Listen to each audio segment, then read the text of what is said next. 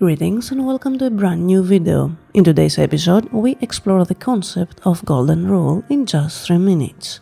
Also in this video, we will cover the concern about morality and the golden rule. But now let's get started. So what is this golden rule Neville mentions? Do unto others that which you would have them do unto you. In terms of consciousness, this phrase is of significant importance, but let's see why. Neville Goddard in Freedom for All, Chapter 7, Desire, the Word of God, mentions, now because desires, regardless of their nature, can be so easily expressed by fixed attitudes of mind, a word of warning must be given to those who have not yet realized the oneness of life and who do not know the fundamental truth that consciousness is God, the one and only reality.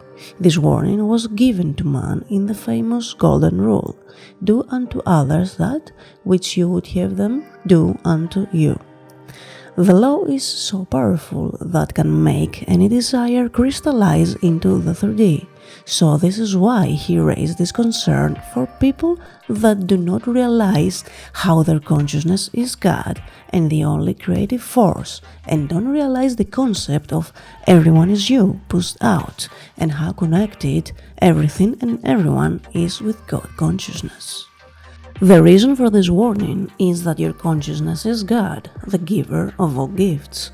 Therefore, that which you feel and believe to be true of another is a gift you have given him. The gift that is not accepted returns to the giver. Neville warns us to accept as a state for someone any state we would choose for ourselves, and if the other person does not accept this state or believe to be true about himself, then the gift will return to you and be embodied upon you. Was this an effort for people to stop abusing the law? Was this golden rule implemented into the law to prevent misuse? The law can be used for good, bad, or indifferent. No matter the desire you have, God gives you a way to express and attain this desire. There is no concern of morality for God, your creative force.